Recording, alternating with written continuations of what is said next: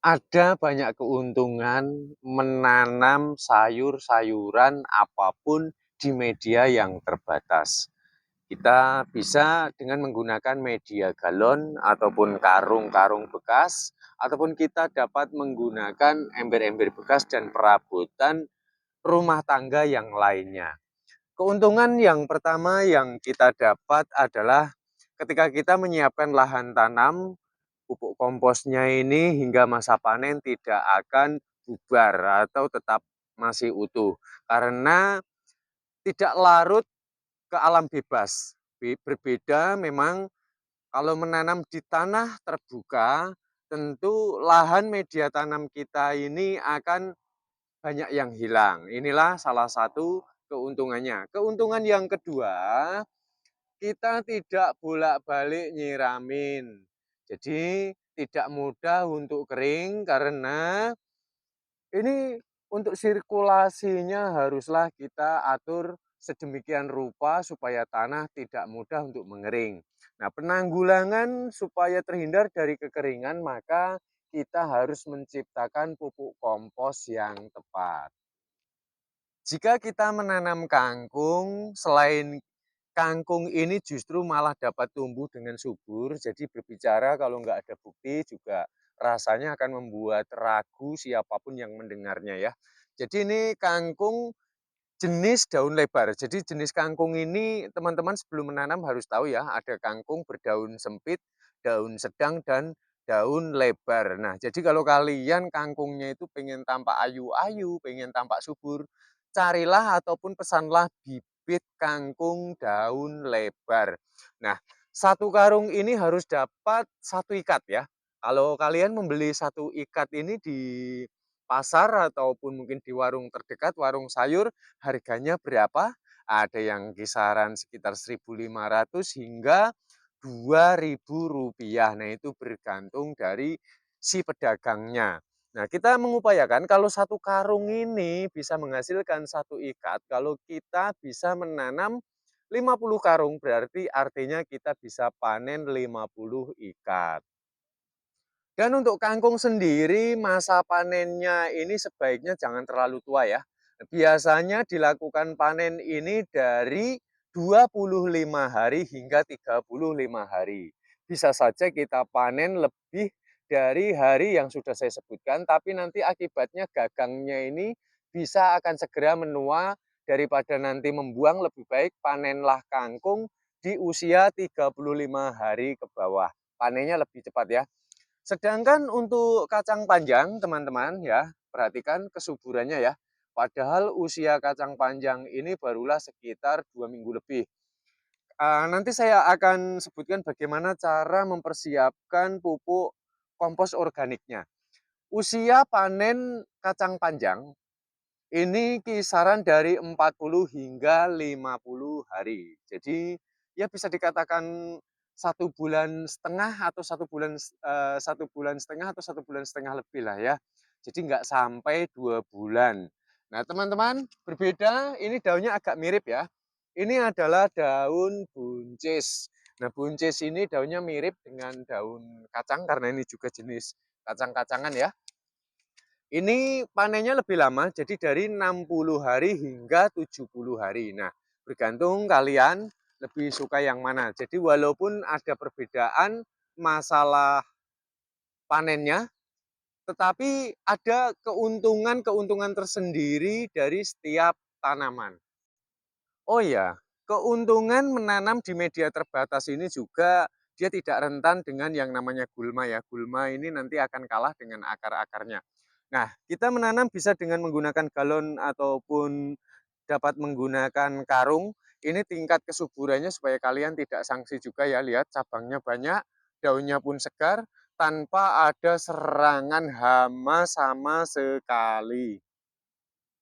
Untuk penghematan lanjaran untuk rambatan dari tanaman kacang panjang ataupun buncis, kalian dapat menggunakan benang.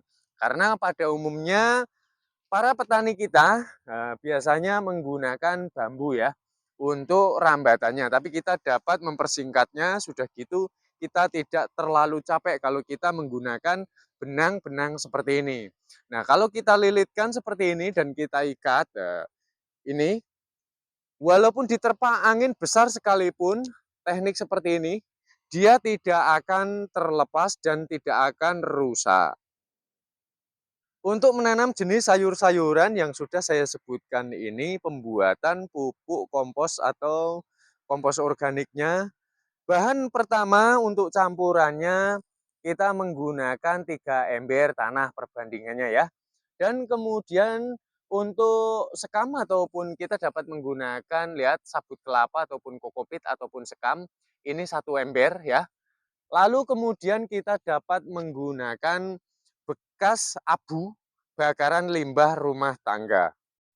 Dan bahan untuk yang terakhir, ini kita bisa mencampurkan ini kotoran ayam ya, yang dicampur dengan bakaran abu tadi, takarannya adalah 1 ember. Jadi 3 ember tanah, 1 ember sekam, kemudian 1 ember bakaran abunya ya, limbah rumah tangga yang dicampur dengan kotoran ayam. Nah, yang cocok untuk jenis sayuran ini antara pupuk kandang, sapi, kambing, ataupun kotoran ayam seperti ini, sangatlah baik kotoran ayam karena memiliki tekstur yang lebih lembut ketika sudah bercampur dengan bakaran limbah rumah tangga, sehingga nanti akar akan lebih mudah untuk merambat ya, pertumbuhan akar. Karena untuk kandungan fosfor, kemudian nitrogen dan kaliumnya ini sangatlah begitu tinggi. Jadi manfaat dari fosfor, kalium, juga nitrogen tersebut adalah, banyak ya. Kalau saya sebutkan mungkin sampai nanti beberapa menit tidak akan, selesai. Jadi intinya untuk kesuburan, untuk memicu pertumbuhan agar segera, dan ini sudah real bahwa menggunakan bahan-bahan yang sudah saya sebutkan ini akan membuat segala jenis tanaman akan menjadi lebih subur. Yang lebih hebatnya dengan menggunakan media karung dan galon ini kita bisa menanam juga jenis tomat seperti ini ya. Jenis jagung, lihat jagung, tapi kalau kalian menanam jagung 1 galon seperti ini sebaiknya lakukan maksimal 2 saja. Ini saya bereksperimen, saya berikan ada yang 4, ada yang 5, karena saya ingin tahu hasil panennya nanti seperti apa. Nah, cara merawat tomat dan juga jagung ini sangatlah mudah sekali, teman-teman bisa perhatikan ini ya. Ini, jadi kalau ketika kita dapati tomat kita sudah tumbuh ya, untuk di bagian bawah, nah terutama seperti ini harus dibuang karena tidak memiliki prospek. Cabang-cabang yang di bawah seperti ini haruslah kita pangkas. Nah, seperti ini yang paling bawah ya. Ini akan saya petik, lihat. Nah, seperti ini.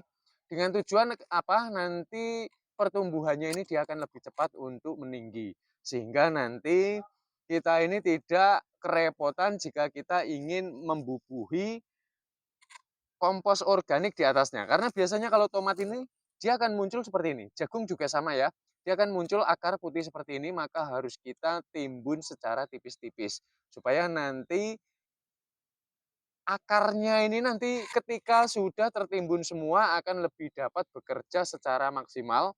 Yang sehingga nanti pertumbuhan, pembesaran batang, juga akar, dan munculnya pembungaan akan lebih cepat jika kita picu dengan sistem penimbunan.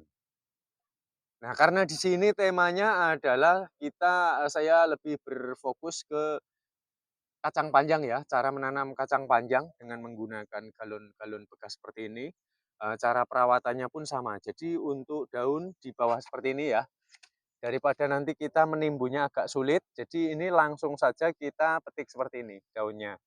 Lalu kemudian barulah kita lakukan penimbunan jikalau akar ini nanti sudah muncul di sekitarnya.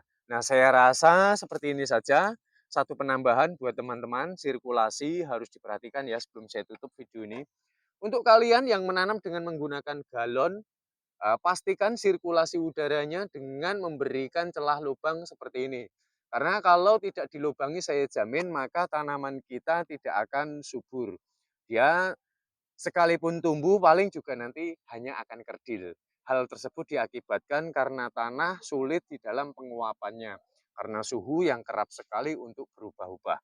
Baiklah teman-teman, beginilah teknik menanam jenis sayur-sayuran, beragam sayur-sayuran, dan terutama menanam kacang ataupun tanaman rambat seperti buncis dan yang lainnya. Kita jumpa pada tutorial selanjutnya.